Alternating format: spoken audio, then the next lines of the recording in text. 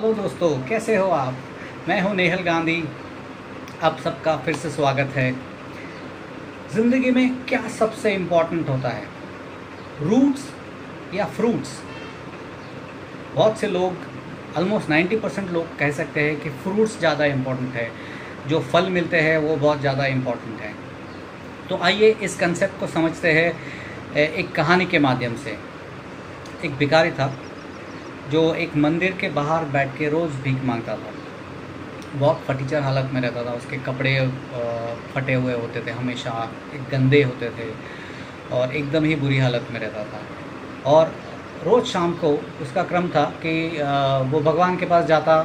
भगवान, मेरी गरीबी हटा दो। भगवान, मेरे साथ ही क्यों ऐसी नाइंसाफ़ी की आपने। देखो कितने मेरे से भी बेकार और फटीचर दिखने वाले लोग हैं जिसको आपने अमीर बना दिया है, करोड़पति है, उनके पास बंगला है, गाड़ी है, करोड़ों रुपए है और ऐशो आराम की ज़िंदगी जी रहे हैं। मेरा क्या कसूर है भगवान, मेरा कुछ करो, मुझे लॉटरी लगा दो भगवान। ऐसा उसका क्रम था। रोज़ जैसे ही दिन ख़त्म होता भगवान के पास जाता, कंप्लेन करता था, रोते रहता था, भगवान मेरी गरीबी हटा दो, मुझे कुछ नहीं तो लॉटरी लगा दो, 1 करोड़ की लॉटरी लगा दो भगवान, करोड़पति बना दो। ऐसा 1 हफ्ता, 1 महीना, 1 साल, 2 साल, 3 साल भगवान भी देख रहे थे कि इसकी पेशेंस कितनी है। एक दिन भगवान ने सोचा चलो इसको जाके मिल ही लेता हूँ। और जब ये अपना क्रम ख़त्म करके, अपना दिन ख़त्म करके भगवान के पास रात को गया रहता है, अचानक देखता है कि बहुत बड़ा प्रकाश उसके सामने आता है। बोलता है, अरे रात को इतनी बड़ी लाइट किसने जलाई, लाइट बंद करो, मुझे भगवान से बात करनी है। और वो प्रकाश बढ़ता जाता है। वो अपनी आँखों पे अपने हाथ रख देता है, अरे भैया मैं भगवान से बात कर रहा हूँ, लाइट बंद करो। धीरे से भगवान अपने स्वरूप में आते हैं। बोलते हैं, अरे मूर्ख, मैं तेरे सामने खड़ा हूँ, आंखें खोल। और फिर धीरे धीरे वो अपनी आंखें खोलता है और उसको विश्वास नहीं होता, अरे भगवान, भगवान आप हो, भगवान आप हो। हाँ मैं हूँ भगवान, आपने ही मेरे साथ क्यों ऐसी नाइंसाफ़ी की, मेरे को क्यों इतना गरीब बनाया भगवान, मुझे लॉटरी लगा दो, मुझे करोड़पति बना दो भगवान। आपने कितने सारे लोगों पे मेहरबानियाँ की है, मुझ पे भी मेहरबानी कर दो, एक लॉटरी लगा दो भगवान। भगवान ऐसे 1 मिनट उसको देखते रहते हैं और एक झापट लगाते जोर से और ये हक्का बक्का रह जाता है। अरे भगवान, आपने मुझे झापट क्यों मारा, मैं तो सिर्फ विनती करता हूँ, मुझे 1 करोड़ की लॉटरी लगा दो। अब एक गधे, भगवान बोलते हैं उसको, अब एक गधे, लॉटरी कौन तेरा बाप लेगा, जाके लॉटरी का टिकट तो खरीद। तो दोस्तों, ये था स्टोरी का पार्ट 1। आपको इसमें उसका मॉरल तो समझ में आया रहेगा, लेकिन इसे और इंटरेस्टिंग, उसका सेकंड पार्ट इससे ज़्यादा इंटरेस्टिंग है। तो आइए देखते हैं। ये बंदा अब जाके लॉटरी ख़रीदता है, दुकान में जाता है, लॉटरी ख़रीदता है। और 1 दिन 2 दिन फिर भगवान को रोज़ जाके भगवान के फ़ोटो के सामने रख देता है, भगवान ये लो मैंने लॉटरी ले ली। फिर तीसरे दिन भगवान बोलते हैं चलो ठीक है, इसने अभी मेरा कहना मान भी लिया है तो लॉटरी लगा देता हूँ। तीसरे दिन जब जाता है उसकी लॉटरी लग जाती है, 1 करोड़ की लॉटरी। वाह भगवान, आप महान हो, 1 करोड़, मैं करोड़पति बन गया, मैं करोड़पति बन गया, मैं करोड़पति बन गया करके झूमने लगता है एकदम। और अपनी बीवी के पास आता है, अपन करोड़पति बन गए, लॉटरी लग गई, अभी तो बहुत मज़ा करेंगे। तो बीवी भी खुश, बच्चे भी खुश, सब बोलते हैं चलो अभी अपन प्लानिंग शुरू करते हैं। तो सबसे पहले बीवी बच्चे सब बैठते हैं, पापा मुझे गाड़ी चाहिए, बढ़िया एकदम मर्सिडीज़ गाड़ी चाहिए। बीवी बोलती है मुझे अच्छे कपड़े लेने हैं, ब्रांडेड कपड़े पहनने हैं, हम मॉल में जाते हैं, बड़े बड़े कपड़े, अच्छे अच्छे ब्रांड के कपड़े लेते हैं। और फिर शुरू हो जाते हैं, मर्सिडीज़ गाड़ी लेके आते हैं बढ़िया सी, बड़े बड़े मॉल्स में जाके बढ़िया शॉपिंग करते हैं लाखों रुपए की। फिर सोचते हैं अरे अभी अपने एकदम सूट बूट आ गया है, गाड़ी भी बढ़िया है, भी एक काम करते हैं 5 स्टार होटल में जाके खाना वाना खाते हैं और वहाँ रहते हैं मज़े से। ये बड़े बड़े लोग जब हमको भीख देते थे, बहुत ऐसे अकड़ दिखाते थे, अब हम उनको अकड़ दिखाते हैं। तो ये लोग फाइव स्टार होटल में जाते हैं सूट बूट पहन के, तो वो सामने वाला बंदा भी एकदम ये हो जाता है, वाह कोई बड़ा अमीर आदमी आया है, और ये बोलता है भाई मुझे 3 महीने का बुकिंग करना है। तो ये देखते रहता, 3 महीने के लिए रहेगा ये? हाँ मुझे 3 महीने के लिए पूरे परिवार का बुकिंग करना है और बढ़िया एकदम बड़ा वाला अच्छा वाला रूम देना। तो बोलता है ठीक है सर, ठीक है आपको रूम दिखा देते हैं, पहुँच जाइए। और ये 3 महीना मस्त पूरा फैमिली अपना 5 स्टार का खाना रहना एकदम ऐशो आराम करते हैं। और जब 3 महीने ख़त्म होने आते हैं वो बोलते हैं अरे अभी भी अपनी एक इच्छा तो बाकी है। ये बड़े बड़े लोग हमने देखा है प्लेन में जाते हैं, देश विदेश घूमते हैं। कोई बोलता है अमेरिका से था मैं आया हूँ, कोई बोलता है लंदन घूम के आया, कोई बोलता है जापान जाके आया। तो हम भी जाके आते हैं, इनको दिखाते हैं चलो आज। और फिर बुकिंग करते हैं और वर्ल्ड टूर पे निकलते हैं, हर जगह पे 15 दिन 20 दिन ऐसे घूमते रहते हैं और पूरा 3-4 महीना घूम के वापस आते हैं। जब वापस आते हैं अपने घर पे पहुंचते हैं तो बोलते हैं, बीवी बोलती है एक काम करो थक गए हैं, आज होटल का खाना मंगा लेते हैं और थोड़ा कल के लिए राशन लेके आओ। और ये भाई साहब जाता है और दिखता है कि अपना वो ATM कार्ड वगैरह बना लिया रहता है। तो बैंक में जाता है और दिखता है और बैंक में पैसा निकालने जाता है, 10,000 रुपये निकाल लेता हूँ।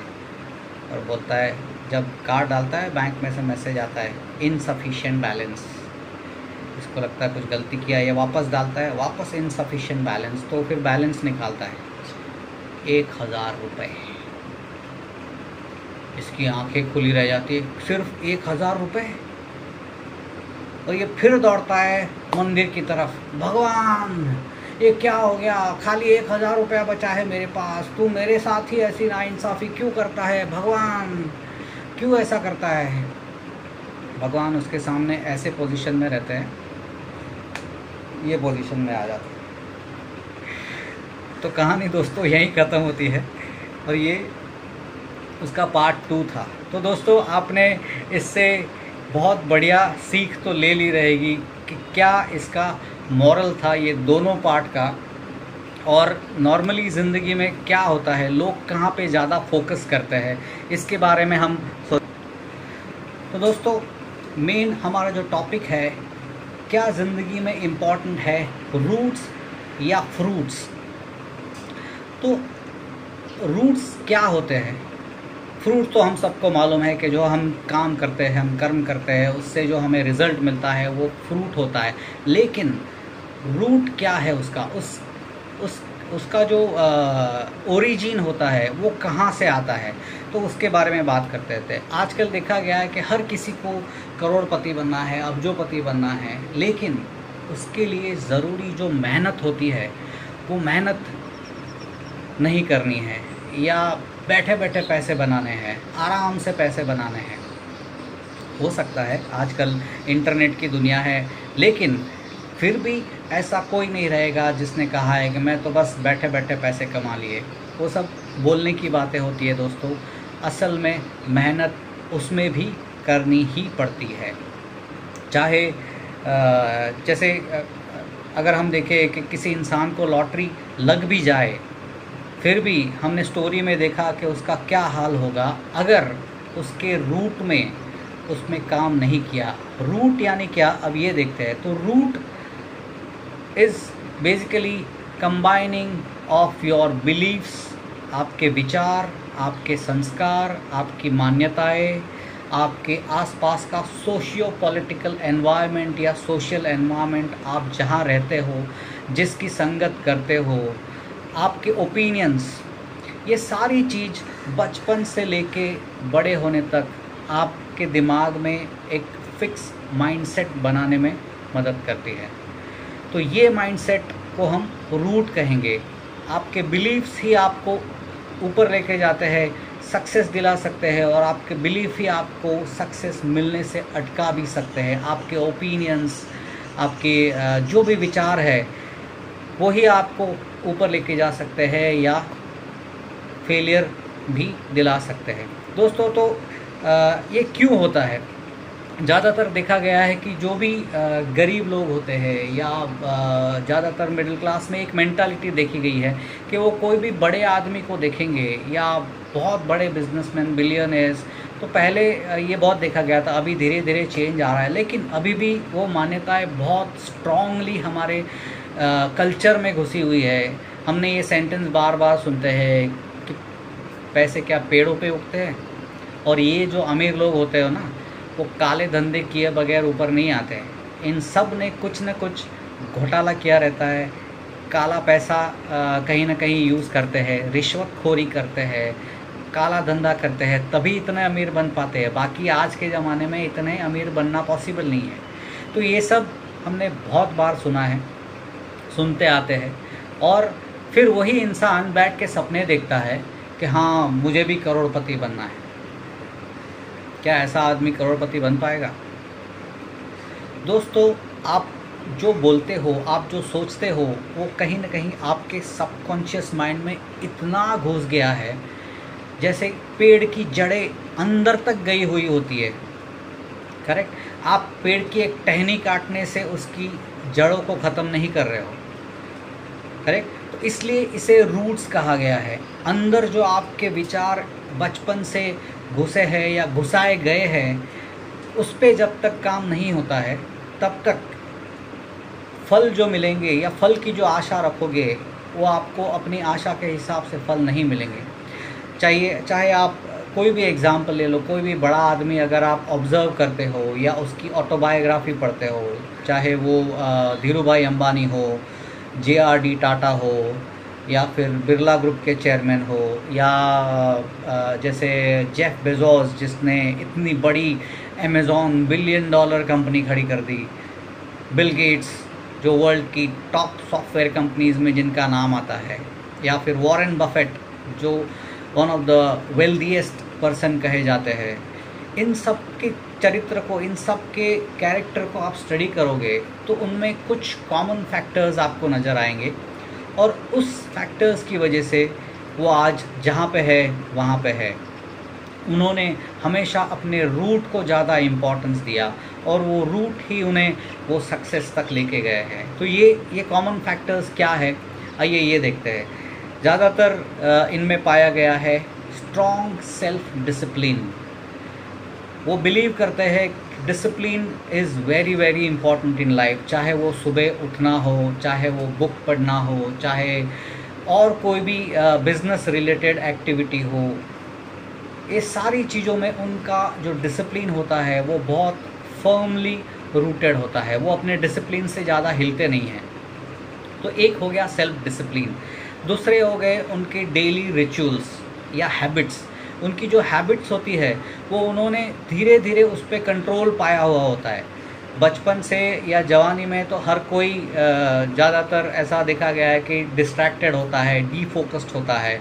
लेकिन जब उनको अपना विज़न मिल गया, हमने विज़न के एक वीडियो में बात की थी कि विज़न कैसे डेवलप करते, तो जब इन लोगों को अपना विज़न मिल गया कि मुझे क्या पाना है लाइफ में, तो दोस्तों ये अपनी हैबिट्स को चेंज करने में लग जाते हैं। ये ऑब्ज़र्व करते हैं कि बड़े लोग किस तरह से किस तरह की हैबिट रखते हैं, किस तरह का नॉलेज रखते हैं, तो उस तरह से अपनी हैबिट को ये चेंज करने में लग जाते हैं कॉन्शियसली।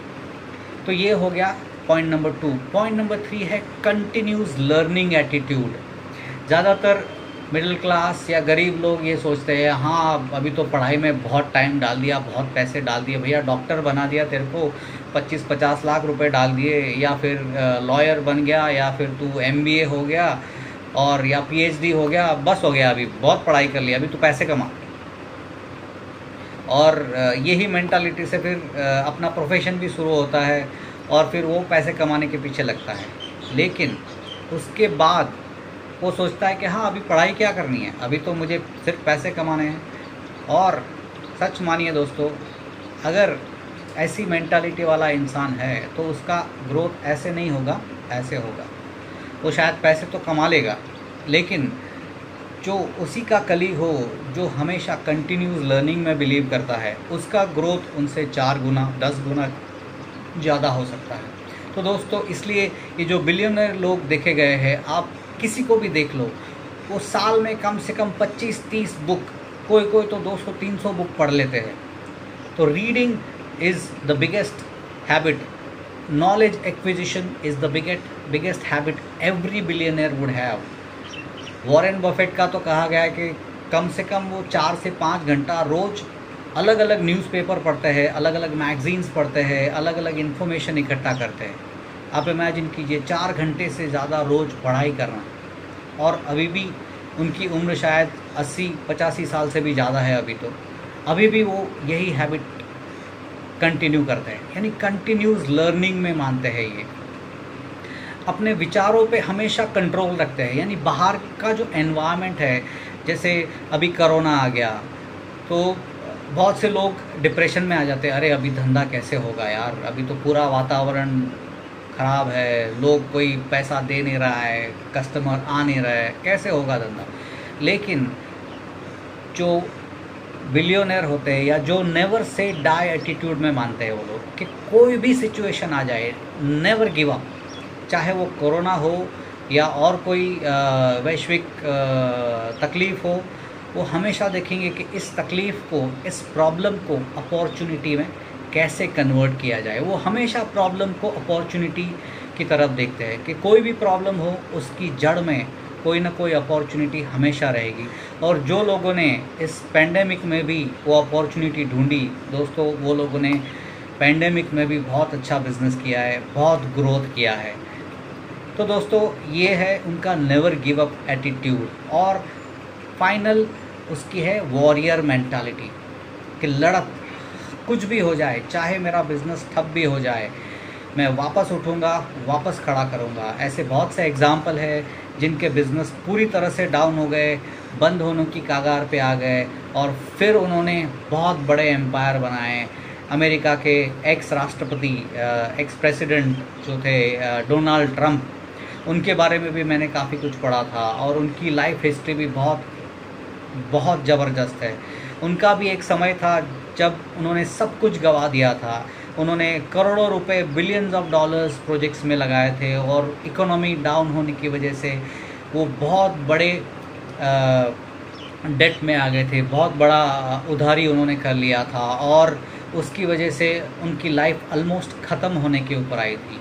लेकिन उनके पास वॉरियर मेंटालिटी है दोस्तों, इस वजह से ही वो प्रेसिडेंट भी बन पाए, और इस वजह से उन्होंने इतना बड़ा मल्टी बिलियन डॉलर एम्पायर खड़ा किया है। आप अमेरिका में जाओगे तो उनके क्लब हाउसेस, उनके होटल्स, उनके बिल्डिंग्स, बहुत सारे बिजनेसेस है, कम से कम 25-50 से ज़्यादा उनके खुद के बिजनेसेस है। तो ये वॉरियर मेंटालिटी ना हो तो कभी इतना बड़ा हो नहीं सकता है दोस्तों। तो ये सारी चीज़ें जो एक साधारण मनुष्य, एक गरीब मनुष्य होता है, उनको दिखाई नहीं देती है। उनको सिर्फ इतना दिखाई देता है, इतना पैसा कैसे आ सकता है, कोई गलत काम करने से ही आता है। तो दोस्तों जब कोई अपने माइंडसेट, अपने रूट्स पे काम करने लगता है, जब उसे कॉन्शियसली चेंज करने की इच्छा रखता है, तभी वो पॉसिबल होता है। तो आइए ये जानते हैं कि इसको चेंज करने के लिए क्या करना पड़ेगा। एक सिंपल सी टेक्निक मैं आपसे शेयर करता हूँ। इसे अगर आप फॉलो करेंगे तो धीरे धीरे आप जानोगे कि कहाँ पे आपका ग्रोथ अटका हुआ है, या अगर आप ग्रोथ नेक्स्ट लेवल पे लेने जाते हो, आप शायद ग्रो भी कर रहे हो, लेकिन उसको अगर नेक्स्ट लेवल पे जाना है तो कहीं ना कहीं आपको ये सवाल आपसे पूछने पड़ेंगे, ये टेक्निक आपको यूज़ करनी पड़ेगी, तब जाके आपको क्लैरिटी आएगी, आपके सामने सॉल्यूशंस इमर्ज होंगे, और तब आप उस पर एक्शन ले पाओगे। तो आइए दोस्तों ये जानते हैं कौन से ये सवाल है जो आप अपने आप से पूछ सकते हैं, और उसके जैसे जैसे जवाब आप मिले उस सॉल्यूशन पे काम करके एक्शन जब लोगे तो डेफिनेटली आप देखोगे कि उस लेवल का रिज़ल्ट भी आना शुरू हुआ है, और आपकी ग्रोथ एक से दूसरे, दूसरे से तीसरे लेवल पे बढ़ रही है दोस्तों। तो सबसे पहले आपको एक शांत जगह पे बैठना है। जब माइंड डिस्टर्ब्ड होगा तो ऑब्वियसली सॉल्यूशंस भी बाहर नहीं आएंगे। इसलिए हमने हमेशा हमारे बहुत से वीडियोस में मेडिटेशन की बात की है। आप जाके वो वीडियोस भी देख सकते हैं यूट्यूब पे, द लाइफ स्किल फैक्ट्री करके चैनल ढूंढिए, उस पर आपको मेडिटेशन, उसके बेनिफिट्स के बारे में आपको पता चलेगा। अगर आप करते हो तो आप जानते ही रहोगे। तो मेरी गुजारिश है कि आप उसी मेडिटेशन के द्वारा इस चीज़ का भी सॉल्यूशन ला सकते हो। जैसे ही आपका माइंड शांत होता है, आपको ये सवाल अपने आप से पूछने हैं। एक, कि आपके कि वो कौन से लिमिटिंग थॉट्स है या लिमिटिंग बिलीफ्स है जो आपको आगे बढ़ने से रोक रहे हैं। हमने इसका एग्जाम्पल पहले देखा कि अगर आपका मानना ये है कि अमीर बनने के लिए तो बहुत रिश्वतखोरी करनी पड़ती है और ये मेरे वैल्यू सिस्टम में नहीं है, या अमीर लोग काला धंधा करते हैं तभी अमीर हो पाते हैं, अगर ये बिलीफ आपने बहुत अंदर डाल दिया है तो कहीं ना कहीं उसको ऊपर लाके क्लिनजिंग करने की ज़रूरत है, उसको रिपेयर करने की ज़रूरत है, या उसको हटाने की और उसमें एक नया बिलीफ प्लांट करने की ज़रूरत है। जब ये होने लगेगा तब आप देखोगे कि आपके सामने नए नए सॉल्यूशंस आ रहे हैं। तो ये था सवाल नंबर 1।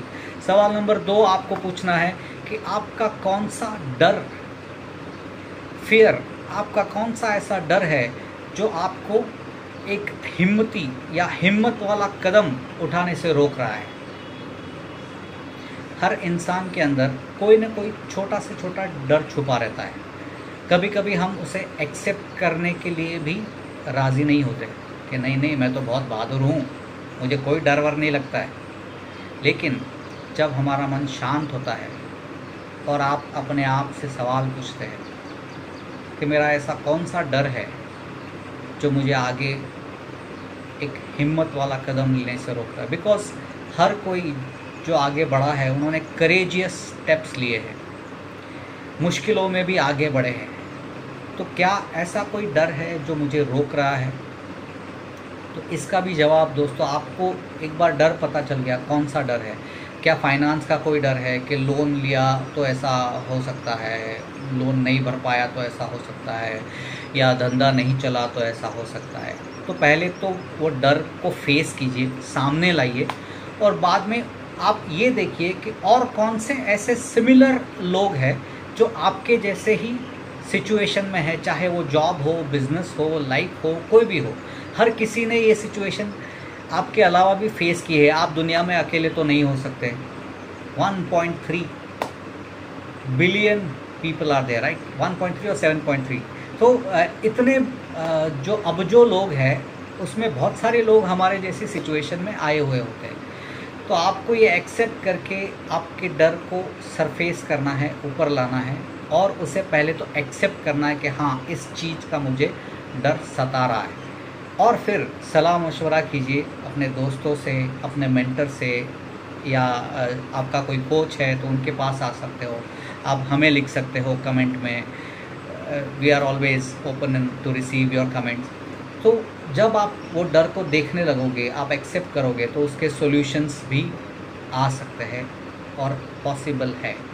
तो ये दूसरा सवाल था। तीसरा सवाल है, क्या आप अभी जो एनवायरनमेंट में रह रहे हो, क्या वो एनवायरनमेंट ऐसा है जो आपको आपके सक्सेस या आपके सपनों की दुनिया तक लेके जा सकता है?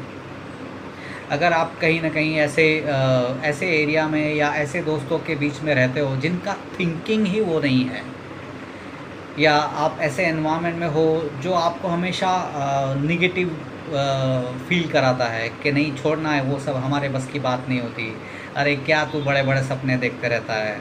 होता है ना ऐसा, लाइफ में ऐसे बहुत जगह पे होता है। अगर आप ऐसे लोगों के बीच हो, अगर आप ऐसे एनवायरनमेंट में हो, तो मेरी गुजारिश है आप इसे बदलने की कोशिश कीजिए।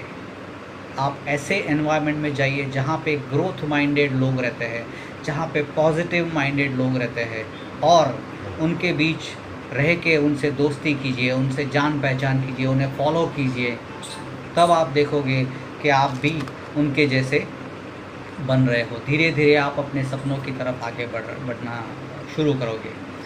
और फाइनल और चौथा क्वेश्चन आपको पूछना है कि आप ऐसी कौन सी स्किल डेवलप आपको करनी पड़ेगी जो आपको आपके सपनों के लेवल पे लेके जाएगा। अगर आप बिलियनर बनना चाहते हो, जैसे आपका सपना है कि हाँ मैं जेफ बेजोस जैसा बनूं, या बिल गेट्स जैसा बनूं, या मुकेश अंबानी जैसा बनूं, तो पहले तो आप अभी आपकी कौन सी स्किल है, 1 2 3 4 5 लिख लीजिए। क्या आप मुकेश अंबानी जैसा रिस्क लेना जानते हो? क्या आपका विज़न मुकेश अंबानी जैसा है? क्या आप उसके जैसे लोगों के साथ उठते बैठते हो? क्या आपको दुनिया या फ्यूचर क्या होने वाला है, कौन से बिजनेसेस फ्यूचर में चलने वाले हैं, उसके बारे में जानकारी है? अगर नहीं तो दोस्तों आपको वो सारी जानकारी, वो सारी स्किल्स डेवलप करनी पड़ेगी, तब जाके ये पॉसिबल हो सकता है। कुछ भी इम्पॉसिबल नहीं है। जब ये 4 क्वेश्चन आप अपने आप को पूछोगे और उसके धीरे धीरे आंसर आएंगे, आप उस पर एक्शन लेते जाओगे, तो डेफिनेटली मैं कहता हूँ आप अभी हो वहाँ नहीं रहोगे, उससे बहुत आगे बढ़ोगे। तो दोस्तों ये थी फ्रूट्स और रूट्स के बारे में बातें। रूट्स अगर ठीक है तो फ्रूट्स का आना है ही है, करेक्ट। और इसलिए हमें रूट्स पे फोकस करना है। भगवत गीता, बहुत से लोगों ने भगवत गीता के बारे में सुना रहेगा और उसका बहुत बढ़िया श्लोक है, कर्मण्येवाधिकारस्ते मा फलेषु कदाचन। तो वो श्लोक जो है उसमें यही कहा गया है कि तुम्हारा अधिकार कर्म पे है, फल पे नहीं है। तो कर्म को हम इस रूट्स से भी कंपेयर कर सकते हैं कि जो हम सोचते हैं वो भी हमारा कर्म ही है। ऐसा नहीं है कि हम जो काम करते हैं वही हमारा कर्म है, हमारी सोच भी हमारा कर्म है। और जब हम इस सोच को ठीक करते हैं, इस रूट पे काम करते हैं, तो फ्रूट्स अच्छे आने ही है दोस्तों। तो ये थी आज की टॉक। आशा करता हूँ मेरी इस टॉक से आपको वैल्यू मिल रही है और आप इसे अपने जीवन में कहीं ना कहीं उतारने की कोशिश कर रहे हो। आपकी कमेंट्स, आपकी ओपिनियंस का मुझे इंतज़ार रहेगा। नीचे ज़रूर टाइप कीजिएगा, अच्छा लगे तो शेयर कीजिएगा। शेयर करने से प्यार बढ़ता है और आपका ये प्यार मोहब्बत जो मुझे मिल रहा है, उसी वजह से मुझे मोटिवेशन मिल रहा है कुछ ना कुछ नया लाते रहने की। थैंक यू दोस्तों, धन्यवाद धन्यवाद धन्यवाद।